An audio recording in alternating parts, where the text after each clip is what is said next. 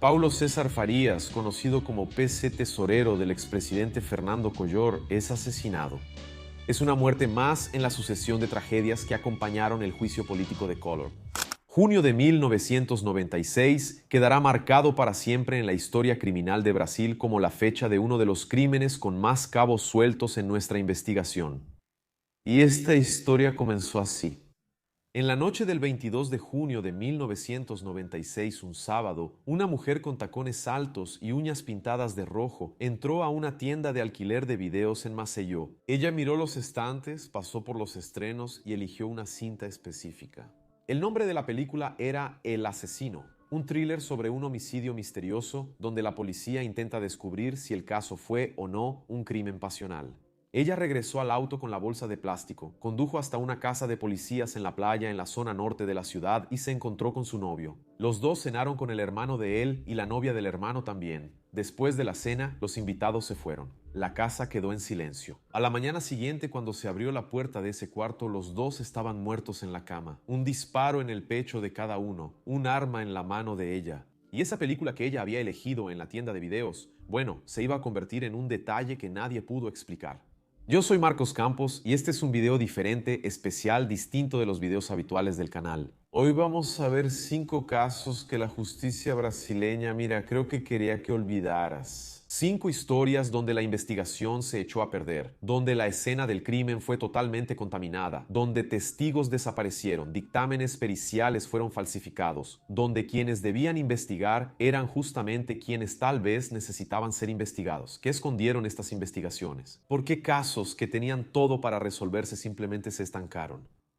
Y cuando el Estado se convierte en un problema, ¿quién queda para exigir cuentas? Así es, si te gusta este tipo de contenido, deja tu like y suscríbete aquí al canal. Varios contenidos especiales como este están siendo preparados. Dicho eso, vamos a los hechos.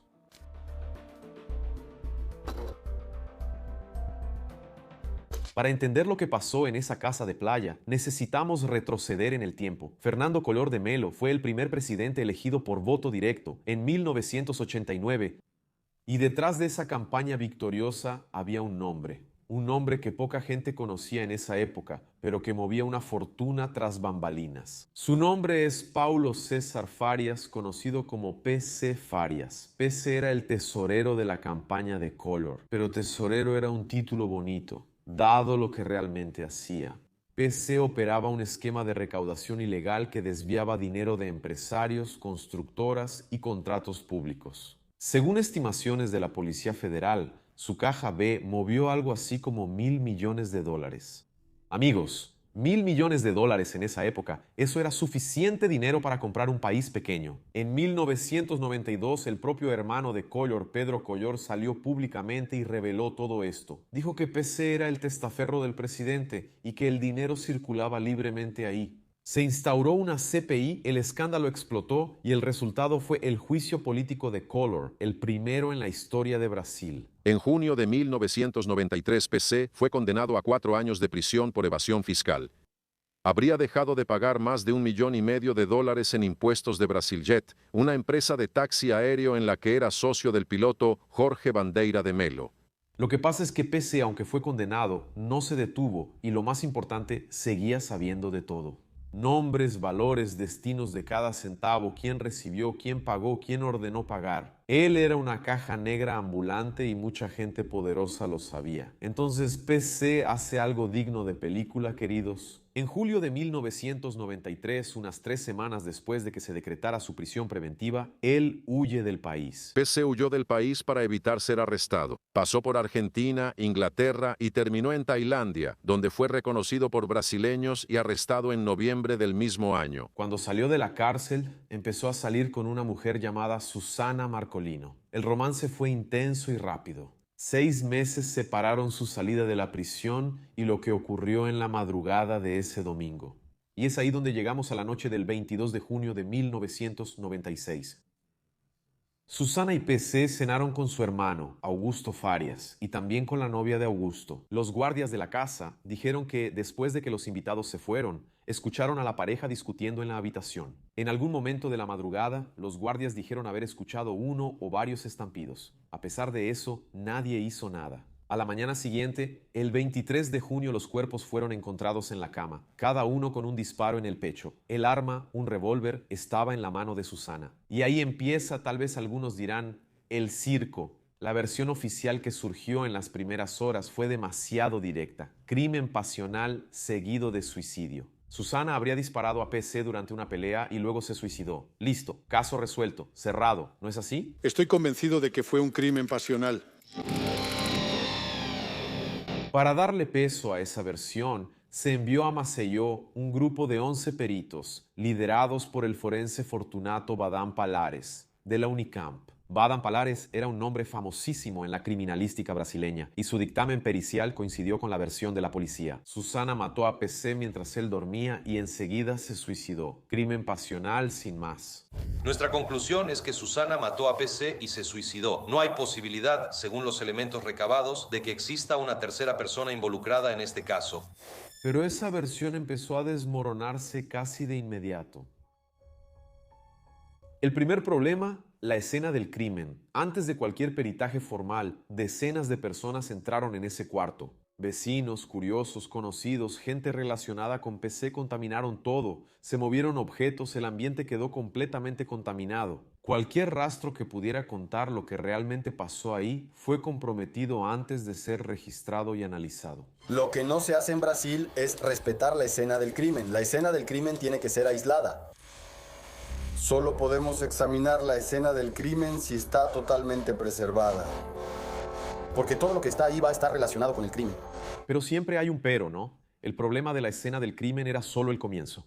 Segundo problema, el colchón. Porque el jardinero de la casa, un hombre llamado Leonino, confirmó después en su declaración que quemó el colchón donde se encontraron los cuerpos. Dijo que el jefe de seguridad de PC, un sujeto llamado Flavio, le ordenó hacer la limpieza porque olía mal. Para que te des una idea, el colchón era la pieza central de una escena del crimen con 2 muertos, y alguien mandó prenderle fuego. Si el material se hubiera preservado, ¿qué haría usted con él? Íbamos a recolectar el material ahí para poder evaluar, por ejemplo, si todas las manchas realmente eran sangre de ella.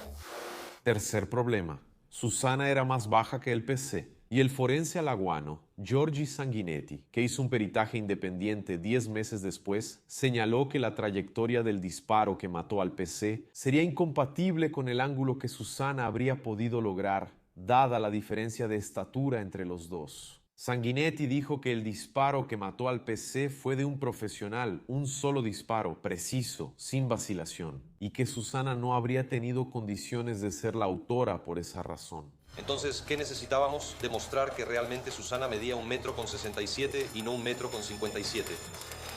Y lamentablemente se nos olvidó anotar eso para nuestro autor. Cuarto problema ahí, y este es bastante grave, ¿ok? Badán Palares, el forense que lideró el peritaje oficial y afirmó la teoría del crimen pasional, fue acusado años después de haber recibido dinero para producir entonces un informe pericial falso. Esa acusación vino del propio exgobernador de Alagoas, Geraldo Bulhões, durante la Comisión Parlamentaria de Investigación sobre Narcotráfico en 1999.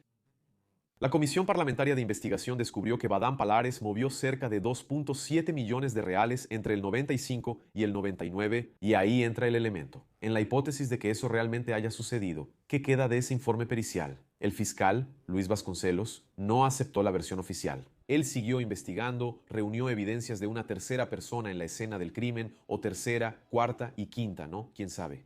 Lo que tengo hoy es la versión del suicidio, del homicidio con suicidio, ¿no? Esa versión implica jurídicamente el archivo del caso.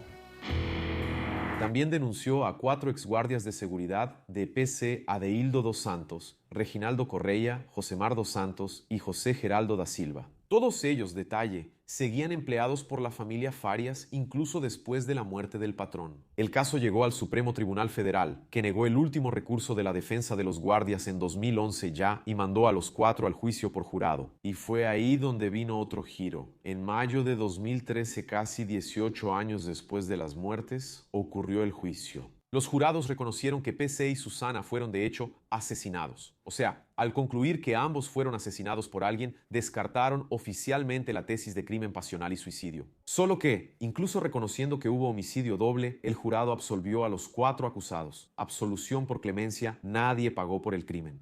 El arma utilizada desapareció del Palacio de Justicia de Maceió junto con otras armas que estaban bajo custodia de la justicia. El celular de Susana, que desapareció de la escena del crimen esa mañana, nunca fue encontrado. Y todo esto es, como mínimo, insólito, ¿no crees? ¿Y sabes esa película que abrió el episodio, la que Susana rentó en la tienda y se fue a casa para hacer la cena y todo eso? El asesino, un thriller sobre un homicidio donde la policía investiga si fue o no un crimen pasional. Los que defienden la teoría del suicidio dicen que ella ya estaba planeando lo que iba a hacer. En cambio, los que defienden la teoría de ejecución dicen que es demasiada coincidencia o que alguien plantó ese detalle después. P.C. Farías fue enterrado con sus secretos. Susana fue enterrada con la versión que armaron para ella. El perito principal fue acusado de falsificar el dictamen pericial. El arma del crimen desapareció, el colchón fue quemado y nadie, absolutamente nadie, fue responsabilizado. Tal vez la pregunta que queda es, cuando la víctima sabe demasiado y las pruebas desaparecen demasiado rápido, ¿qué queda además de un silencio que no parece ser natural?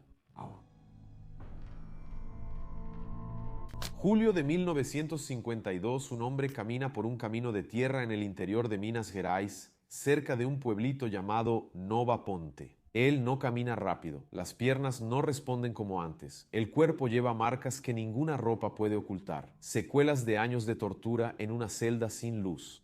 Su nombre es Sebastián Naves y acaba de recibir un telegrama que tuvo que pedirle a su hijo que leyera porque él es analfabeto. El telegrama decía algo imposible.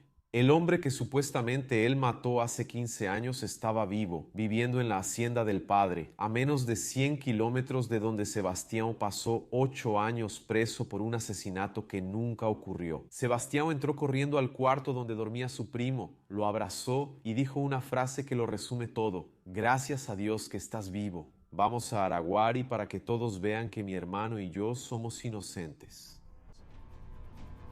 Solo que su hermano Joaquim ya había muerto, destruido por las secuelas de la tortura, y nunca supo que el muerto estaba vivo. Pero para entender cómo dos hombres inocentes fueron condenados por matar a alguien que no murió, necesitamos volver a 1937. Araguari, interior de Minas Gerais, región del Triángulo Minero, una ciudad tranquila, religiosa, donde todos se conocen. Los hermanos Sebastián José Naves, de 32 años, y Joaquim Naves Rocha, de 25 años, eran trabajadores sencillos que compraban y revendían cereales. Joaquim era socio de un primo de ellos, un comerciante llamado Benedito Pereira Caetano. Benedito era ambicioso, tomó dinero prestado de la familia, compró una enorme cosecha de arroz pensando que el precio iba a subir y el precio se desplomó. Desesperado, entonces vendió todo con pérdida, terminó debiendo más de lo que tenía. Y en la madrugada del 29 de noviembre de 1937, Benedito tomó los últimos 90 contos de reis que tenía y desapareció de Araguari. Se fue en el tren de las 5 de la mañana sin avisarle a nadie. Sumió. ¿Cómo que desapareció? No dormí en casa.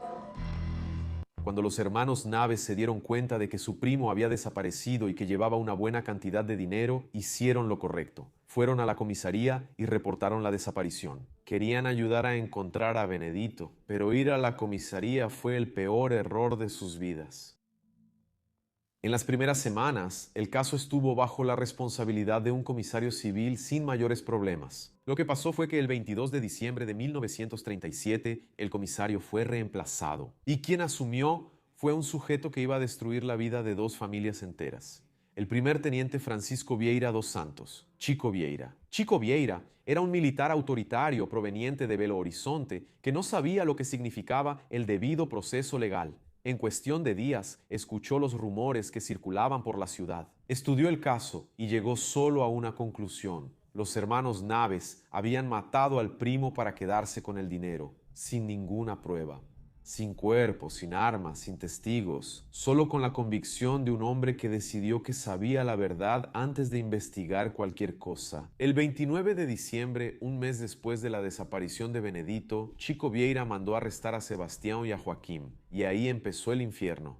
Durante meses, Chico Vieira y sus hombres sometieron a los hermanos a una rutina de tortura que es difícil incluso de describir sin sentir que el estómago se revuelve. Golpizas diarias, privación de agua, comida y luz, celdas subterráneas húmedas y sucias sin ningún contacto con el mundo exterior. En uno de los episodios más crueles, el comisario ordenó llevar a los dos a un campo abierto, los ató a árboles y les untó los cuerpos con miel para que fueran atacados por abejas y hormigas mientras escuchaban disparos y amenazas de muerte. A pesar de todo eso, los hermanos no confesaron. Entonces Chico Vieira hizo algo que muestra exactamente el tipo de hombre que era. Ordenó arrestar a las esposas, los hijos y la madre de los hermanos. Doña Ana Rosa Naves, una señora de 66 años, fue arrojada a una celda. Las esposas de los hermanos fueron torturadas y, según relatos del proceso, violentadas sexualmente. La leche de la esposa de Sebastián se secó por causa del sufrimiento y el bebé de la pareja murió. Los hermanos Naves vieron todo eso suceder. Vieron a su madre presa, vieron a sus esposas humilladas, supieron de la muerte del bebé y fue ahí cuando, destruidos, hicieron lo que Chico Vieira quería desde el principio: confesar un crimen que no habían cometido. Joaquín cedió primero, el 12 de enero de 1938. Sebastián confesó después, el 3 de febrero. La esposa de Joaquín, torturada, le dijo al delegado lo que él quería escuchar. Y los hermanos mataron a Benedito con una cuerda. Tiraron el cuerpo al río. No era verdad, evidentemente. Ella dijo eso porque ya no podía soportar ver a su familia sufriendo. Pero, como siempre hay un pero, ¿no es así? Había un detalle que cualquier persona con sentido común vería. No había cuerpo, no había arma, no existía el dinero supuestamente robado. La única prueba era la confesión, sacada a base de mucha tortura contra dos familias enteras. La madre de los hermanos, doña Ana, incluso después de todo lo que sufrió, nunca confesó. Y cuando fue puesta en libertad, vigilada, hizo algo que cambió el rumbo de esta historia. Ella buscó a un abogado llamado Juan Alame Filho. Juan al principio no le creyó. Al igual que toda la ciudad, él pensaba que los hermanos eran culpables. La opinión pública, manipulada por el comisario, ya había condenado a los Naves antes de cualquier juicio. Pero cuando el abogado Alame Filho vio el estado físico de doña Ana, las marcas de tortura en el cuerpo de una señora de casi 70 años, él cambió de opinión. Pasó de ser incrédulo a convertirse en defensor. Y Chico Vieira intentó impedir la defensa de todas las formas posibles. Cuando el abogado consiguió un habeas corpus firmado por un juez, el delegado simplemente no lo cumplió. Él dio un certificado falso sobre el paradero de los presos, diciendo que ya habían sido liberados, cuando en realidad seguían siendo torturados en los sótanos de la comisaría. Los hermanos Naves fueron a juicio 2 veces. En ambas, el jurado popular los absolvió. 2 veces el pueblo de Araguari vio los hechos y dijo: no hay pruebas, no hay cuerpo, estos hombres son inocentes. Solo que, en la época del Estado Novo, el Tribunal de Justicia podía modificar el veredicto del jurado, algo que ya no se puede hacer hoy en día, y fue exactamente lo que pasó. El tribunal condenó a los hermanos a 25 años y 6 meses de prisión por un asesinato sin cuerpo, sin armas, sin dinero, que era lo más importante en toda esta historia. Al fin y al cabo, esa sería la motivación. Hay pruebas, basadas en una confesión sacada a la fuerza de 2 hombres que vieron a su madre, a sus esposas y a sus hijos ser torturados frente a ellos. Después de 8 años y 3 meses en prisión, los hermanos fueron liberados en libertad condicional por buen comportamiento. Joaquín salió destruido. Las secuelas de la tortura habían arruinado su salud. Se fue a vivir a un asilo para recibir tratamiento. En mayo de 1948, Chico Vieira murió de un derrame cerebral en Belo Horizonte. 3 meses después, en agosto, Joaquín Naves murió en el asilo. Murió enfermo, indigente, llevando en el cuerpo las marcas de un crimen que nunca existió. Y sin saber que la prueba definitiva de su inocencia llegaría 4 años después de eso. En julio de 1952, Benedito Pereira Caetano, el muerto, apareció vivo en Nova Ponte, en la hacienda de su padre, 15 años después de haber desaparecido. No me mates, primo. Abuelo, no me mates. Sebastián se encuentra cara a cara con Benedito y tiene una reacción sorprendente. Estás vivo, primo.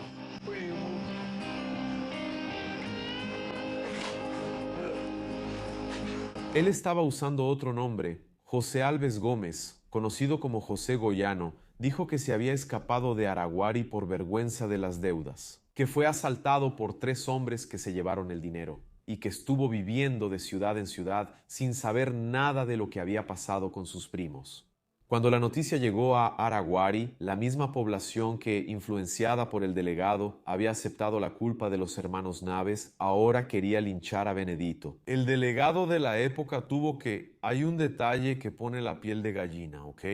Toda la familia de Benedito, menos él, había muerto en un accidente de avión años antes, cuando estaban siendo llevados a Araguari para declarar sobre la desaparición del hijo. En 1953, el Tribunal de Justicia de Minas Gerais hizo la revisión criminal y declaró oficialmente inocentes a los hermanos Naves. El juez que los condenó dijo después, arrepentido, una frase que quedó en la historia del derecho brasileño: que Dios me pida cuentas.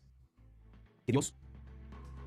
Pero la indemnización, tardó, 7 años de lucha en la justicia hasta que el Supremo Tribunal Federal, en 1960, confirmó el derecho de la familia. Sebastián Naves murió en 1963 sin haber recibido ni un centavo. Doña Ana murió en el 63 a los 97 años. El abogado Juan Alame Filho escribió un libro que documentó todo y murió en el 93. 2 hermanos que fueron a la comisaría a pedir ayuda para encontrar a un primo desaparecido y salieron de ahí condenados por un asesinato que nunca ocurrió. Un caso sin cuerpo, sin arma, sin pruebas, donde la única evidencia fue una confesión arrancada.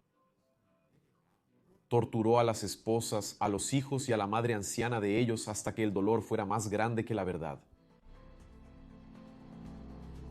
Araceli tenía 8 años cuando fue secuestrada, agredida y asesinada. Un caso hasta hoy rodeado de misterio. Una historia que quedó sin solución.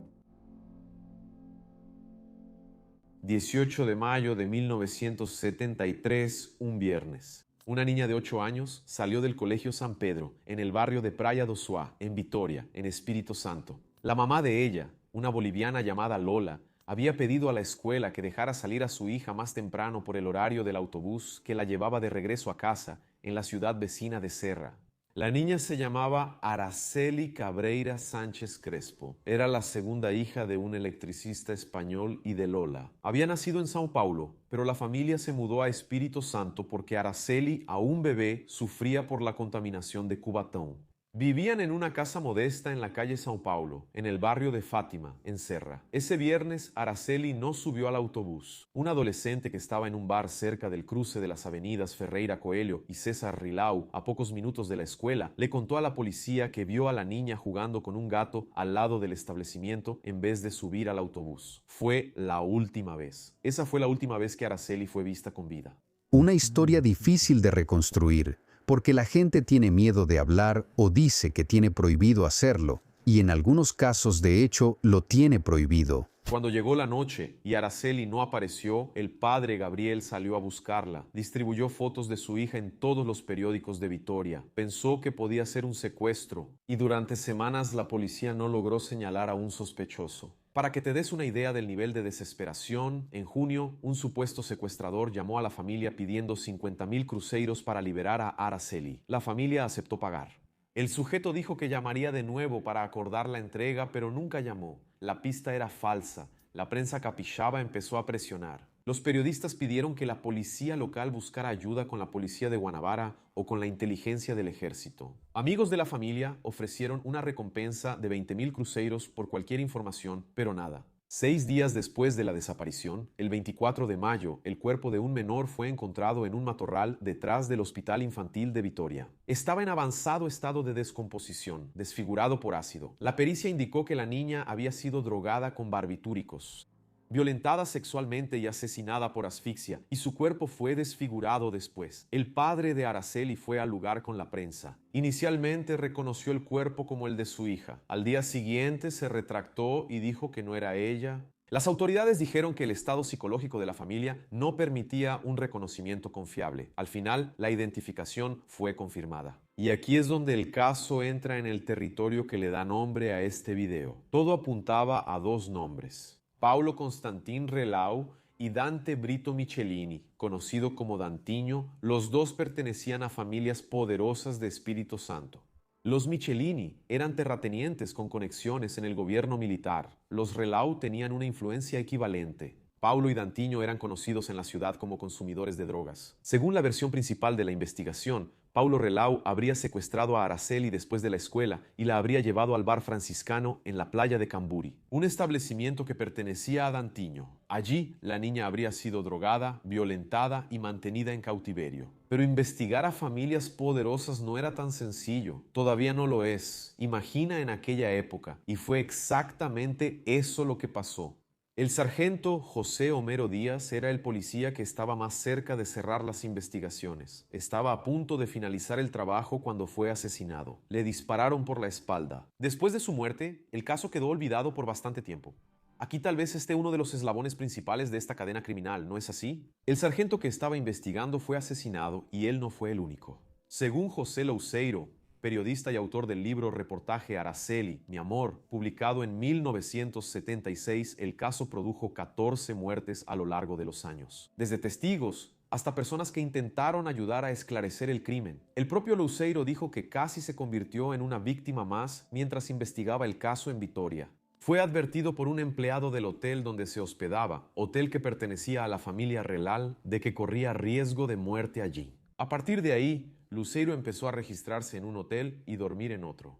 Su libro terminó siendo censurado por el gobierno militar a petición de los abogados de los acusados. Pero la parte más insólita de todo es el cuerpo de Araceli. Estuvo casi 3 años en el servicio médico forense esperando el entierro. 3 años. Una niña de 8 años de edad muerta de la forma más brutal posible y su cuerpo estuvo 3 años abandonado en una morgue. En agosto de 1977, 4 años después del crimen, el fiscal Walmart Bermudez finalmente denunció a 3 personas: Paulo Elal, Dantiño y el padre de Dantiño, Dante de Barros Michelin. En 1980, el juez Hilton Seeley condenó a Paulo y Dantiño a 18 años de reclusión cada uno y a Dante, el padre, a 5 años. Como condenados están los acusados.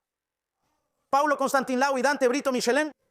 A cada uno se le impuso una pena de 8 años de reclusión y una multa de 18.000 cruzeiros. Solo que la sentencia fue anulada por el Tribunal de Justicia de Espírito Santo. El caso fue reabierto, pasó al juez Paulo Copolillo, quien produjo un informe de 70 páginas. En 1991 absolvió a todos los acusados por falta de pruebas. Falta de pruebas en un caso en el que el investigador que más cerca estuvo de reunir todas las pruebas encontró a los sospechosos, los acusados. El principal investigador fue asesinado, murieron testigos. El periodista que intentó cubrir el caso casi fue asesinado y su libro fue censurado. El cuerpo de la víctima estuvo 3 años en una morgue y los acusados tenían conexiones con el gobierno.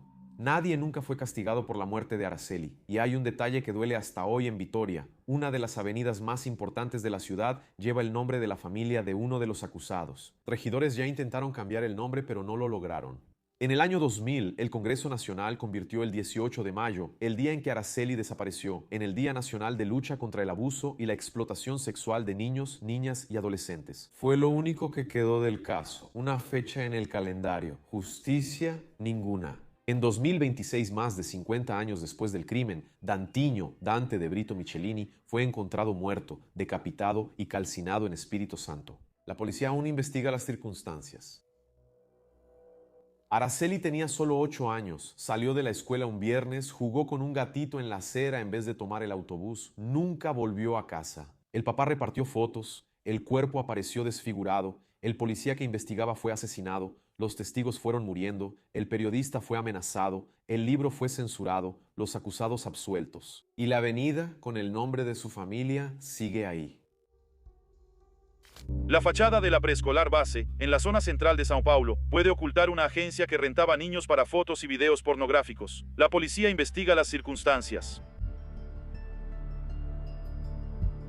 Marzo de 1994, una escuela de educación infantil en el barrio de Aclimação, en la zona sur de São Paulo. Era un lugar pequeño, de clase media, con niños de 3 y 4 años. Los dueños eran la pareja Ikushiro y María Aparecida Shimada, él de origen japonés y ella al frente de la dirección de la escuela.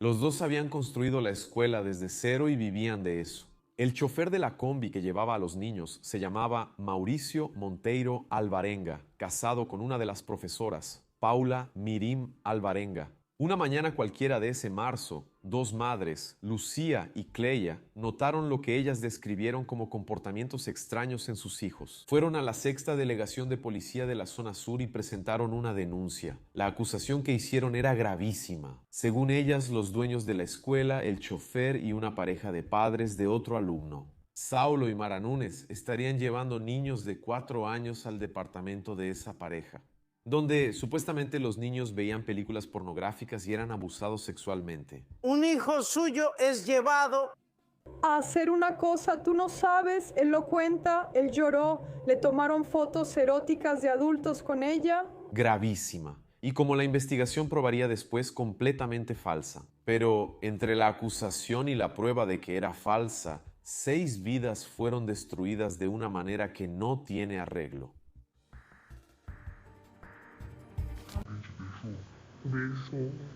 Cortés. ¿Y el tío tomó una foto? Sí, tomó. ¿Esa señora de ahí se desnudaba? ¡Caray! El delegado responsable del caso se llamaba Edelcio Lemos. Aquí es donde todo se descarrila por completo. Edelcio hizo lo que un delegado nunca debería hacer.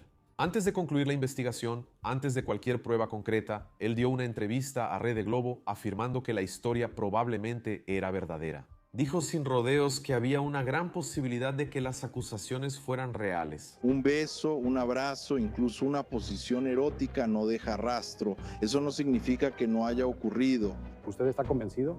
¿De que hubo prácticas libidinosas? Eso ya está comprobado.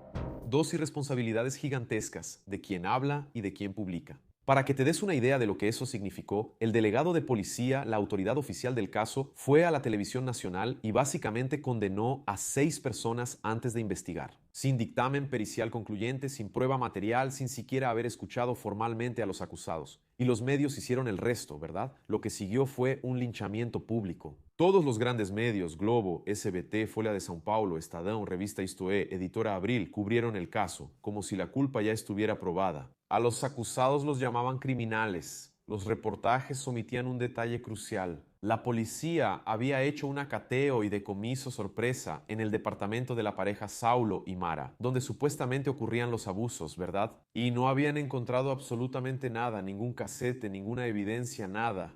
Solo que esa información de que la búsqueda no encontró nada simplemente no apareció en los reportajes. ¿Será por miedo? Al darse cuenta del tamaño del desastre que había ocurrido, la narrativa ya estaba armada. Los dueños de la escuela eran monstruos. El chofer era cómplice del monstruo. La pareja de padres proporcionaba el departamento. El público lo creyó y la reacción fue violenta. La escuela fue invadida de madrugada. Un grupo de vecinos del barrio entró al lugar y lo destrozó todo. Rayaron las paredes, destruyeron muebles y materiales, lanzaron bombas caseras dentro del edificio, las clases fueron suspendidas. El policía que vigilaba el lugar se fue. Los invasores ocultaban el rostro, pero daban entrevistas a los mismos periodistas que habían alimentado esa furia. Y el acusado, Ikushiro Ushimada, sufrió un infarto. Tuve problemas de salud, tuve un infarto por causa de este caso.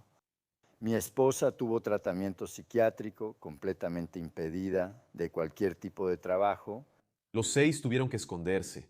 Perdieron todo: la escuela, el ingreso, la reputación, la vida social. Eran reconocidos en la calle como abusadores de niños. Nadie quería acercarse. Los empleados fueron agredidos. Mientras tanto, la investigación real, la que debería haberse hecho antes de cualquier titular, seguía sin encontrar ninguna prueba.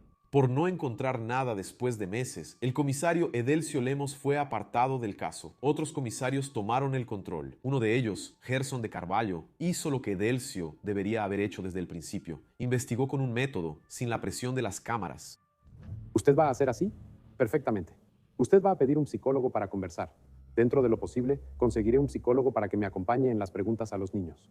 En junio de 1994, 3 meses después del inicio del circo, Gerson de Carvalho declaró a todos los acusados oficialmente inocentes. Después de mucho sufrimiento, prisión y humillación, la justicia verificó y proclamó que todos eran inocentes. La investigación fue archivada. Inocentes todos. 6 personas que tuvieron la vida destruida por un crimen que nunca existió. Pero la retractación de la prensa cuando llegó ni siquiera se acercó al tamaño de la acusación. La justicia condenó al gobierno de São Paulo a pagar una indemnización a 2 dueños y a un chofer de la escuela base. Ellos lo perdieron todo después de ser acusados de abuso sexual de menores. El delegado responsable de divulgar las denuncias falsas, Edelcio Lemos, también tendrá que pagar una indemnización de 10.000 reales a las 3 víctimas. Los medios no dijeron que los acusados eran inocentes. Dijeron que la investigación fue cerrada por falta de pruebas. Para quien había leído Escolinha do Sexo en la portada del periódico, falta de pruebas no significaba inocencia, significaba que se habían escapado. Y las consecuencias para los inocentes fueron permanentes. Paula, la maestra, nunca volvió a conseguir trabajo en la educación. En todos lados a donde iba, la reconocían como la maestra que abusó de niños. Ella y Mauricio se divorciaron. María Aparecida Chimada, dueña de la escuela, murió de cáncer en 2007. Su esposo, Ico Chiro, murió de un infarto en 2014. Ya había sufrido el primero en el 94 cuando el caso estalló.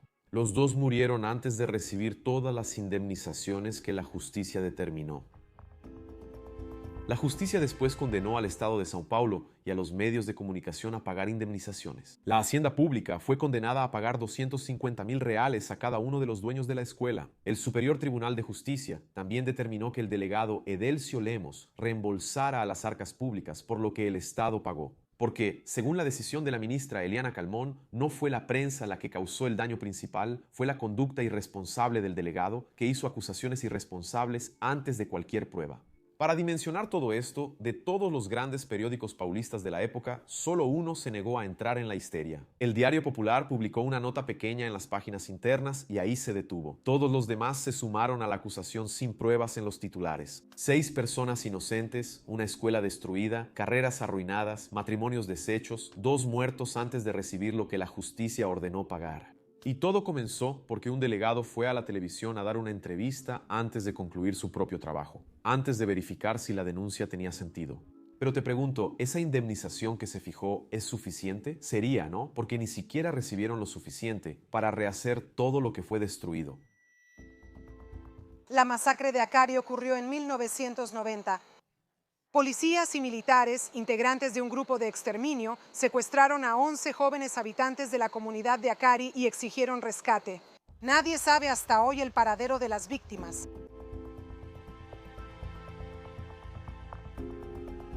26 de julio de 1990, un jueves. 11 jóvenes de la favela de Acari, en la zona norte de Río de Janeiro, estaban pasando el día en una chacra en Magé, en la Baixada Fluminense. La mayoría eran adolescentes. Estaban haciendo lo que cualquier grupo de jóvenes hace en un día libre, pasando el tiempo en un rancho lejos de la rutina del cerro. Alrededor de las 11 de la noche, un grupo de aproximadamente 6 hombres encapuchados llegó al lugar. Se identificaron como policías e invadieron la chacra.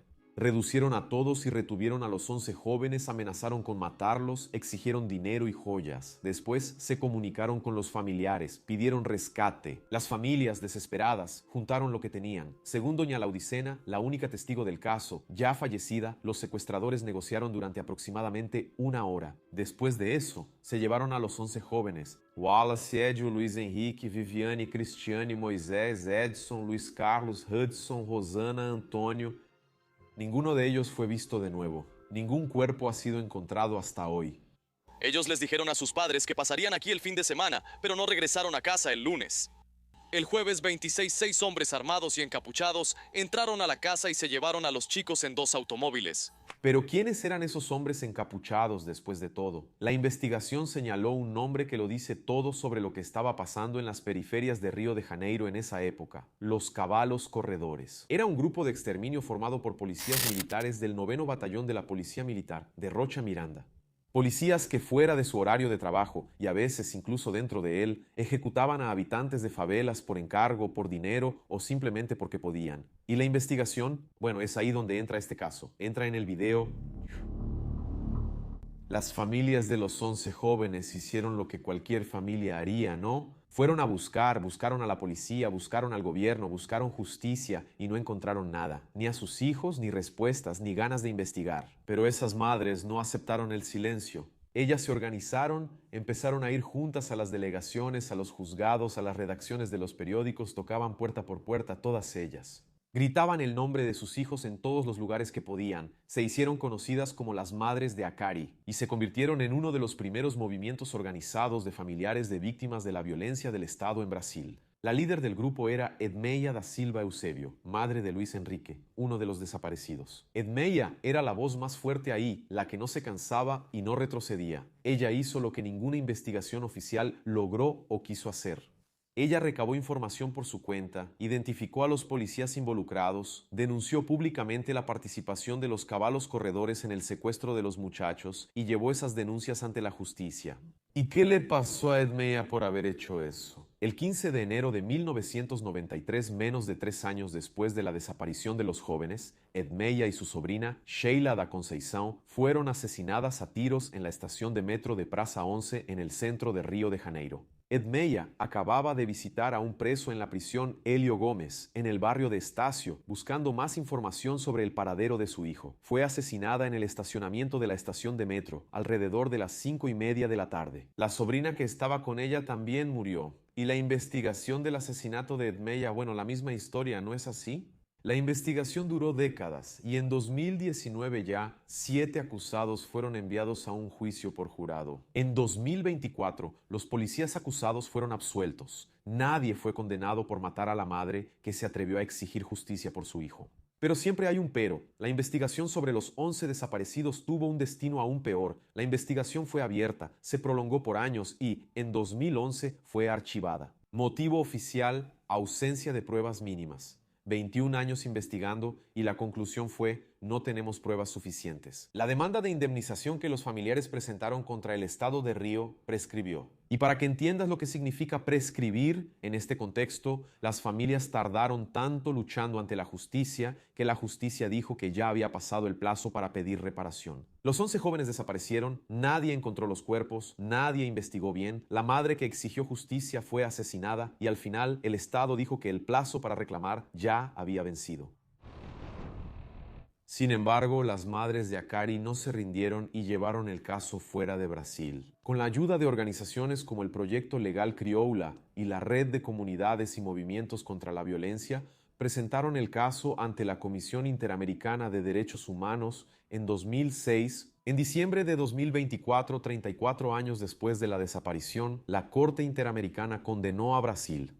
La sentencia es clara. Los 11 jóvenes de Akari fueron víctimas de desaparición forzada por agentes del Estado. Brasil no realizó una investigación seria. Las madres que buscaron justicia recibieron un trato discriminatorio, basado, según la Corte, en el racismo y la discriminación relacionada con el lugar donde vivían. 2 de ellas fueron asesinadas. La Corte determinó que Brasil continúe investigando, busque los cuerpos, realice un acto público de reconocimiento, cree un espacio de memoria en Akari y pague indemnizaciones. Que tipifiquen el crimen de desaparición forzada en la ley brasileña y elaboren un estudio sobre milicias y grupos de exterminio en Río de Janeiro. En septiembre de 2025, el Consejo Nacional de Justicia determinó que los registros civiles emitieran las 11 actas de defunción de los 11 jóvenes. 35 años después de la desaparición, las familias finalmente recibieron un documento que reconoce que sus hijos fueron asesinados. En el acta, la causa de la muerte está registrada como no natural, violenta, causada por un agente del Estado brasileño en el contexto de la desaparición forzada. 2 de las madres que estaban vivas cuando llegó el documento.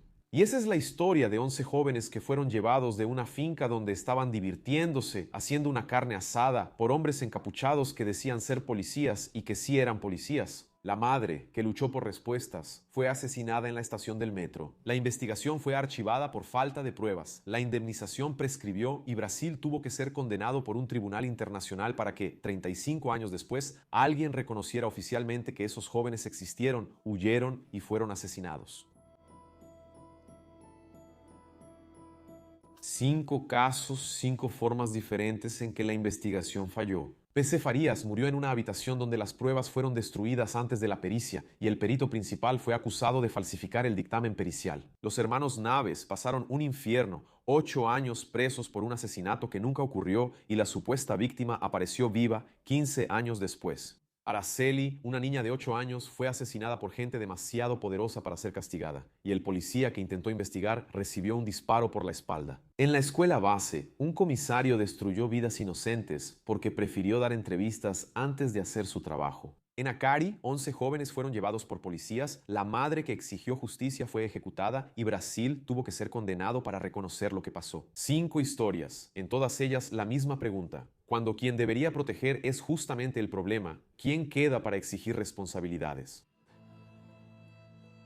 Eso es todo, amigos. Este fue el especial 5 casos que probablemente la justicia quiere que olvides. Comenta aquí cuál de estas historias te impactó más. No olvides suscribirte. Varios episodios especiales como este están en camino. Activa la campanita, deja un like, comenta y hazte miembro si puedes. Eso ayuda muchísimo en este tipo de producción. Gracias por tu compañía, un beso del pelirrojo y hasta el próximo episodio.